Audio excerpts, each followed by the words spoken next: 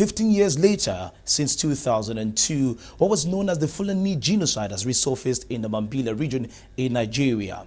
According to reports, thousands of cattle have been slain, hundreds of people, including men, women and children, have lost their lives after growing tensions and violence amongst the Mambila people and the Fulani people in the Mambila Plateau in Nigeria. My name is Christian Steve Funkem. You're welcome to Evidence, your fact-finding program live on Canal D English. Stay tuned and we shall be back.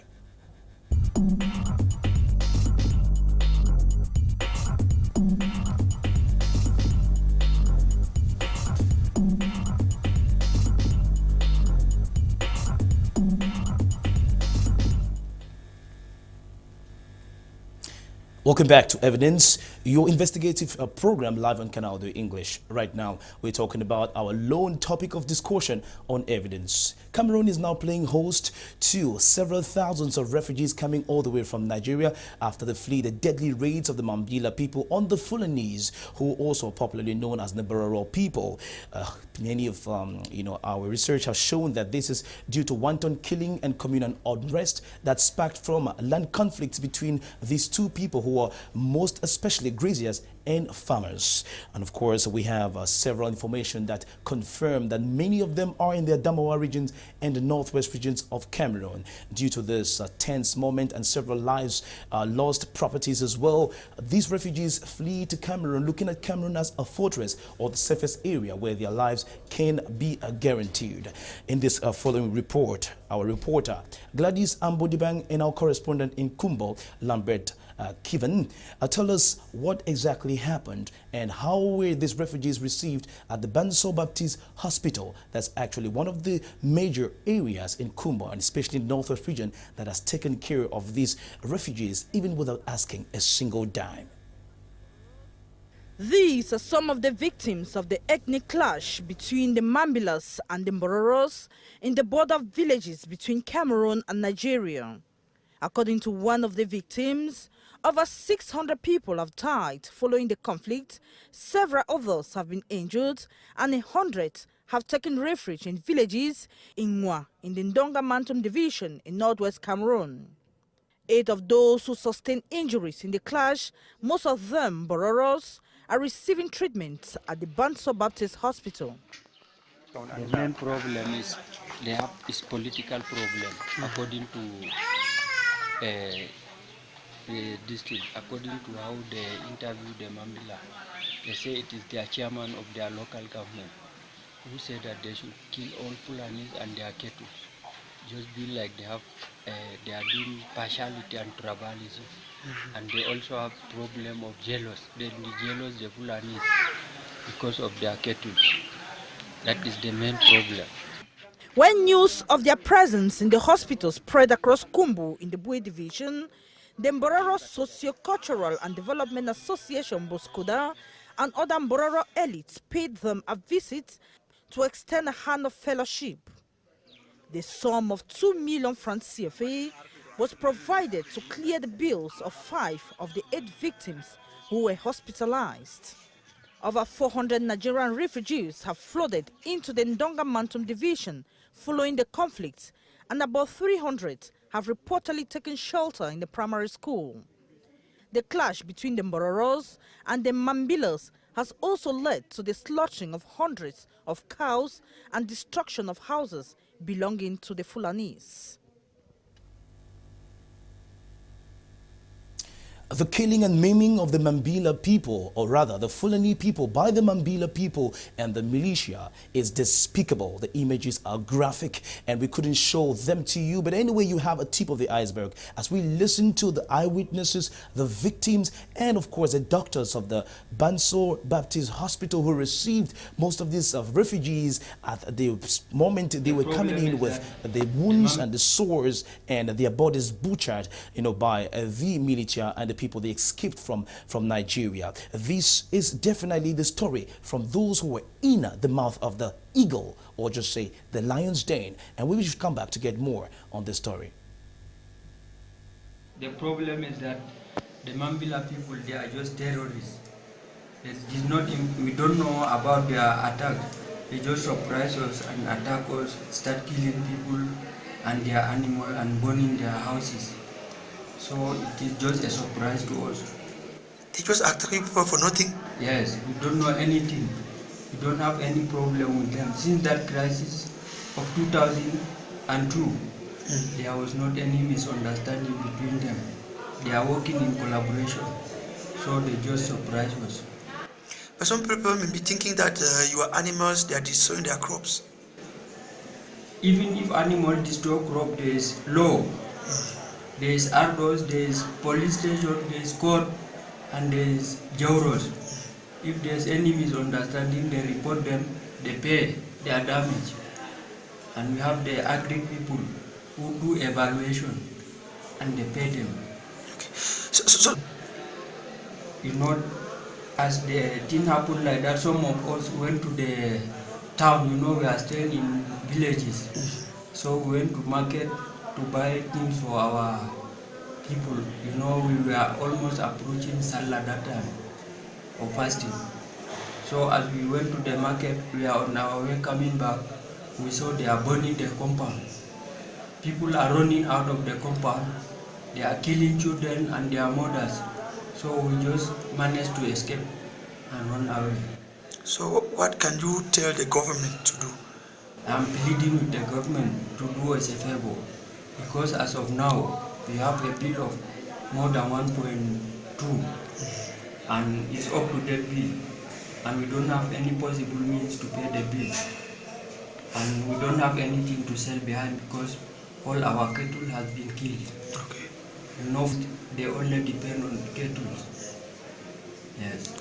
So The government bring armies from the state capital, but the people from the local government, all of them, they are mambilas, like the chairman of the local government and other councillors.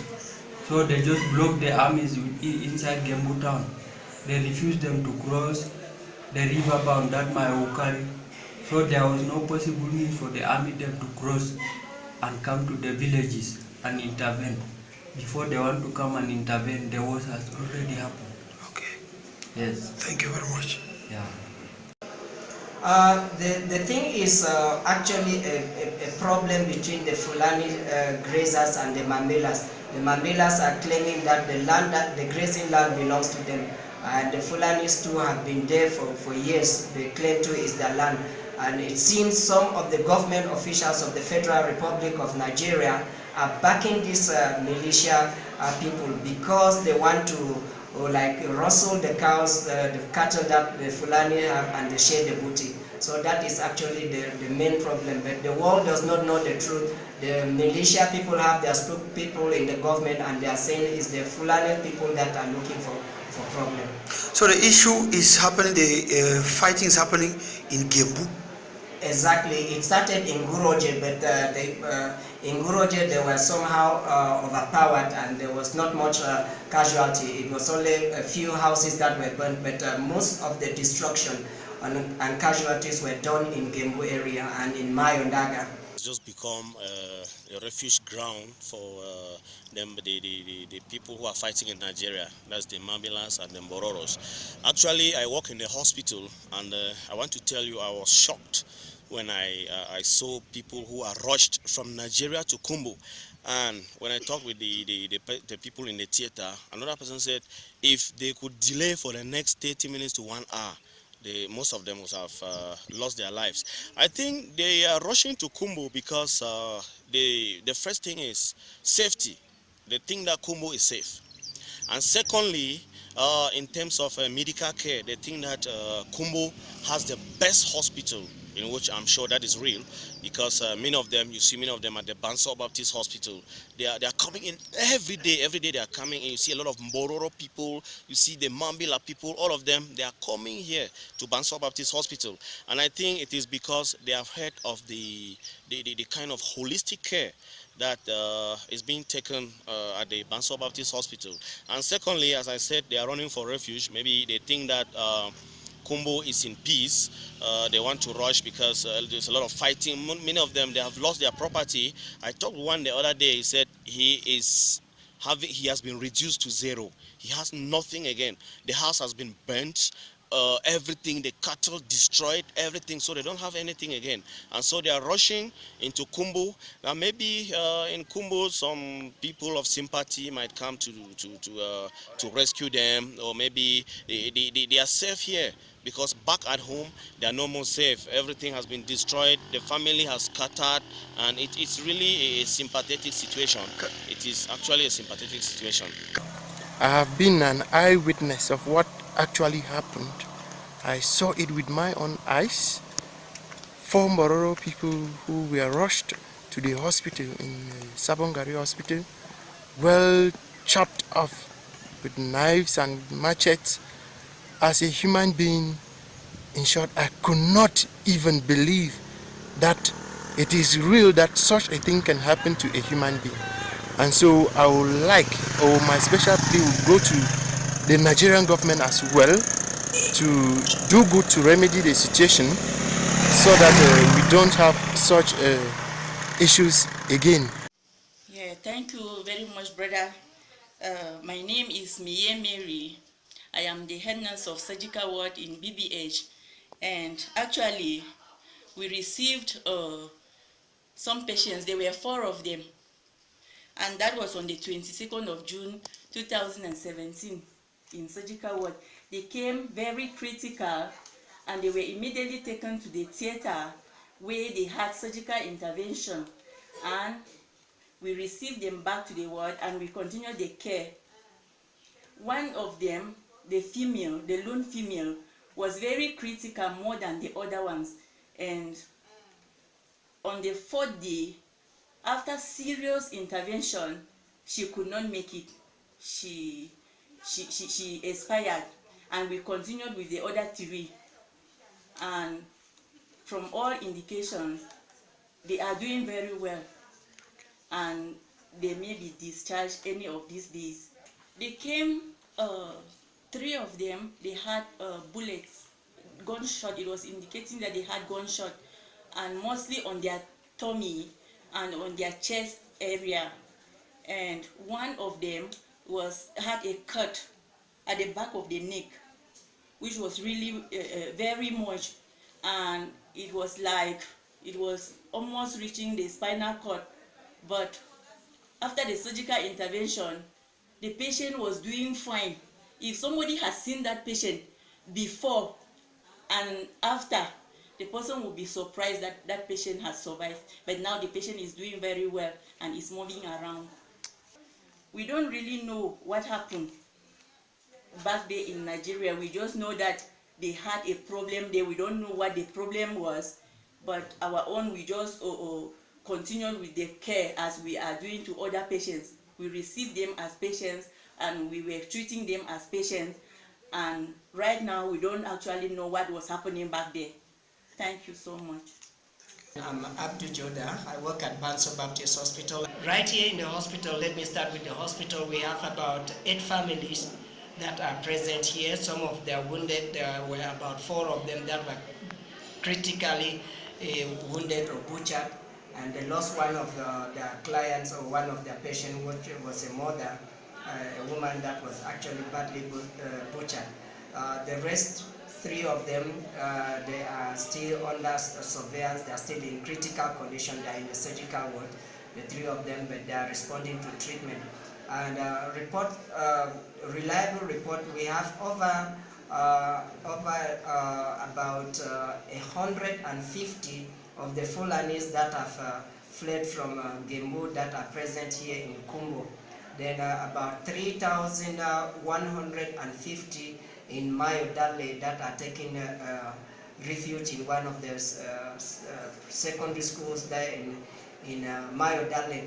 And so far they have lost about 710 cattle that have been butchered, and they have lost about 4,000 cattle that have been rustled by the militia.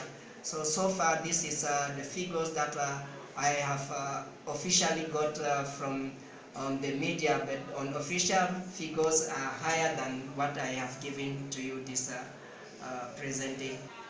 Yeah, the number of deaths as of when this incident started was about 58. But I think they have risen because some of them again, and who were hospitalized in some of the hospitals were again met in the hospitals in Nigeria, and they were still killed there by the militia.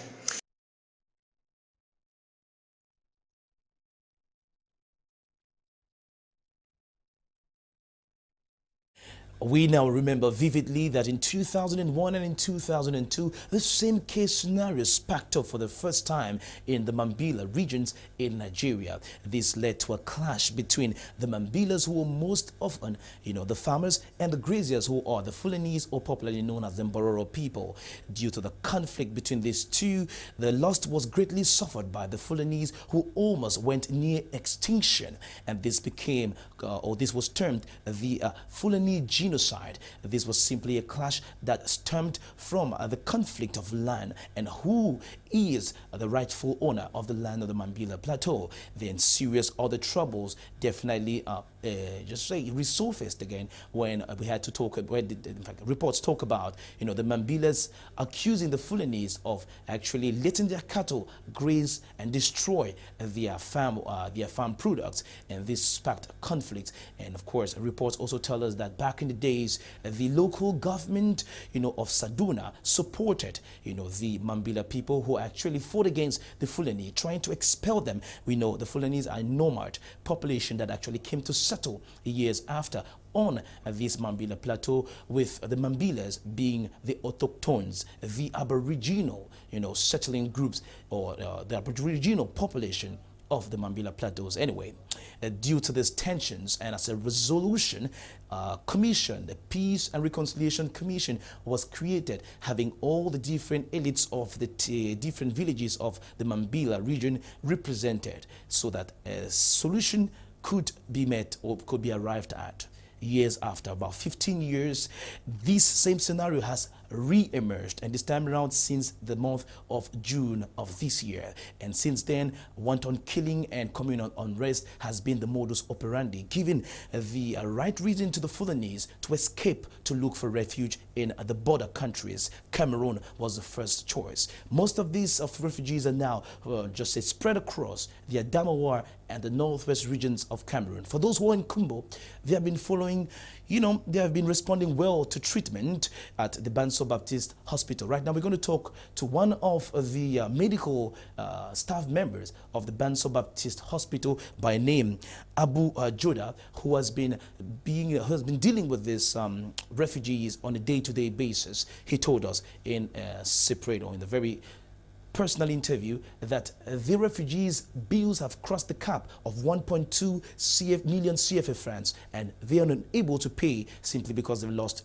every property and they run for their lives during this clash. And there is no humanitarian or maybe goodwill ambassador who has definitely stepped forward to take the charges. Right now, we have on phone Mr. Abdu Joda.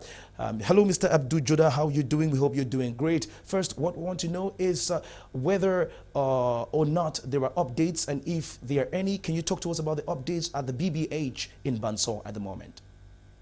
As of now, the influx, the number is great around Ata, Sonkolong, and Mayodale. We have more than 4,000 refugees there, but here at Banso Baptist Hospital, we have about 5 families that were affected. And actually, these 5 families that came, there were about 8 of them in the 5 families. Actually, that was actually what happened to them. When they were carrying their victims and trying to rush them into Cameroon, the same militia caught up with them and killed some of them that were badly butchered. And these 5 families succeeded to run away. And they brought in 4 critically wounded or butchered patients. And the hospital tried what they could do, the surgical team, the nurses, the doctors, they tried to do what they could do, but they lost one of the patients, a woman called Jainabu Musa. She died because of the perforated intestines. that were actually perforated by spears. After butchering her, they had to pierce the intestines with spears. This woman died. So we have 3 patients. Now I can say they are out of danger because they are walking now. They are not more on oxygen, and they are doing well, responding to treatment. They are having a bill of 1.4 something, or about 1.5 million. Last weeks, you have been taking care of the patients, of the refugees who actually got into the Banso Baptist Hospital in Kumbo, badly butchered, like you said, and unfortunately, some of them passed away. You've been taking care of them with, the dynamic, staff of the Banso Baptist Hospital. But what we want to know is, you told us that their bills have actually, passed the cap of the 1 million CFA francs, and nobody is there to pay for them because they don't even have what to treat themselves with. So, I want to know whether the government since that time has made any move or maybe has supported you guys in any ways, be it the Cameroon government or the Nigerian government. Are they even aware? Let me start with the federal government. The federal government of Nigeria has not done anything. I have not heard. I've been corresponding with one ambassador, a Fulani man, an ambassador to Tobago and Trinidad. I've been giving him updates and nothing has been done, especially to those here in Banso Baptist Hospital. And the Cameroon government has not done anything. I have not asked the administration if the government knows about these victims here at Banso Baptist Hospital. But as I said, their bills are just so huge. They have nothing. I personally, as an individual, have been trying to give them food, clothing from my children, and they had to remove some of their old clothes and give to them. I've been trying single-handedly to, and it is almost above me that I cannot continue. But I've been crying to groups. I've been sending messages over social media. Maybe some groups, NGOs like Boskuda and a couple of other NGOs can come in and help these people. They are actually, in need. They don't even have food, not to talk of the hospital bills. They don't have clothing, no anything. So I don't know what the government of Cameroon is doing, neither the federal government of Nigeria, what they have done. Well, Mr. Abdul Judah, anyway, we'll just encourage you to keep doing what you're doing. The good work is from your heart and they need it at this particular moment. Don't faint, because at the moment we are talking about it, the world is watching and several people will definitely contribute to the plight of these Fulani people who are running away for their lives, who just want to live, who are craving to live like every other human being, for they deserve it. Anyway, we'll be talking about that, knowing that they have lost everything. We know what it means to lose everything. So, but Mr. Judah, we want to find out as well. We know that with the Boko Haram actuality in Cameroon, the Boko Haram insurgency looming over the country, even though the National Army has been doing a great job to push them back and to make sure that they don't get into Cameroon and cause havoc, even though they have been doing that in the far north region of Cameroon. With these particular its state of insecurity looming over Cameroon, do you fear that not only Cameroon could be a target this time around, and they can use that corridor, at the borders between Nigeria and the northwest region and the Adamawa regions of Cameroon to sneak into Cameroon to create havoc? And most especially, do you think that the BBH, the Banso Baptist Hospital, now that you guys are treating some of these Fulanese who have escaped for, safety into Cameroon, could be a target of the militia or the Assayians, or just say the Mambila people who are attacking the Fulanese? I think there is security here in Cameroon, and I thank God for that security. Such a thing cannot happen. I don't think they can be able to infiltrate and come into the hospital, into Cameroon, and right up to Banso Baptist Hospital. But we are making sure there is security.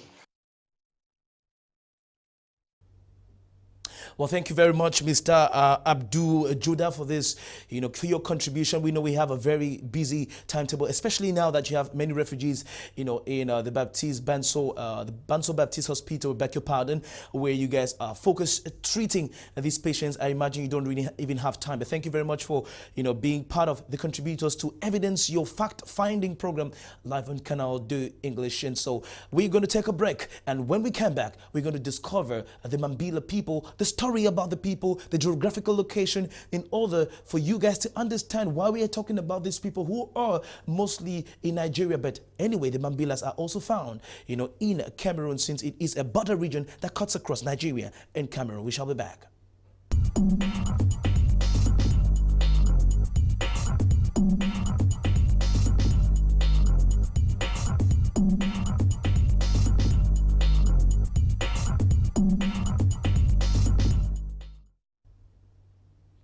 Welcome back to Evidence, your investigative program live on Canal de English. Right now, we know that recent information is actually dropped, and we know that some of these humanitarian groups and associations have started reacting, and supporting the refugees spread across Cameroon, especially in the Damawa regions, and of course, the northwest regions of Cameroon, the Boskuda, which is, of course, the Mbororo Social and Cultural Development Association, popularly known as Boskuda, through its branch, the National Engagement Strategy on Land Governance in Cameroon, have recently donated some foodstuff and many other items to the refugees in the Damawa and the northwest regions of Cameroon. Right now, let's conclude this particular investigative, investigation program, Evidence, by discovering who exactly are the Mambila people, why, did they, Fulanese who are reside in that particular geographical location in Nigeria, escape to Cameroon simply because they also have,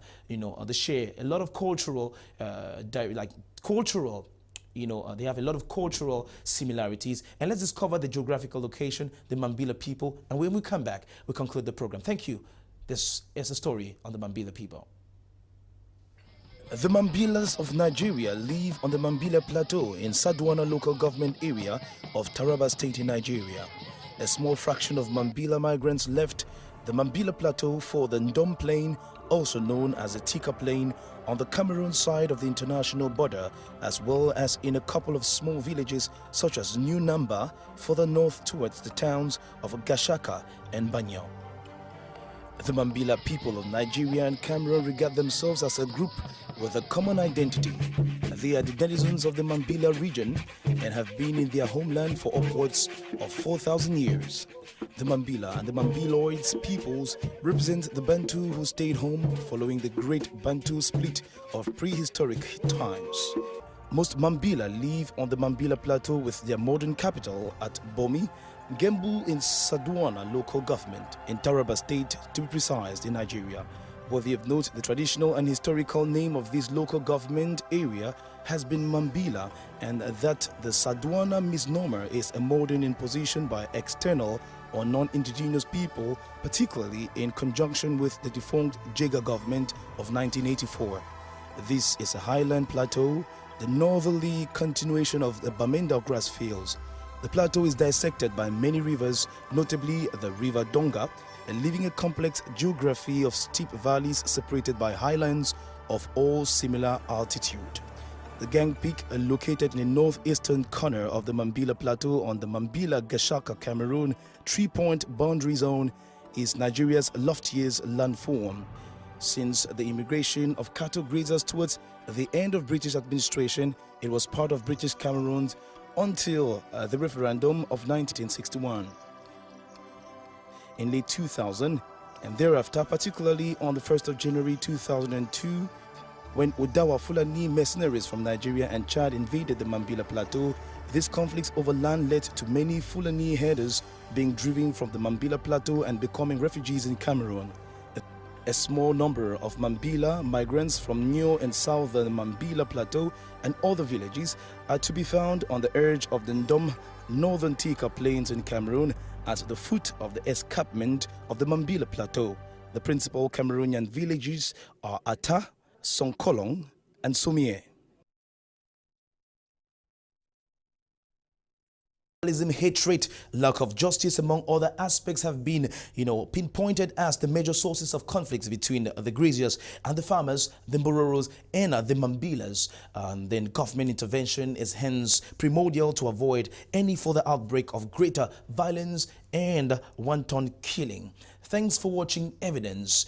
Ambo Gladys Dibang and Lambert Kevin were reporters for this program. They investigated and gave their contributions. We had Emmanuel Bivirka, who handled the cameras. Donald Gilo was at the broadcasting desk. My name is Christian Steve Fonkem. Stay tuned to Canal de English. Bye-bye.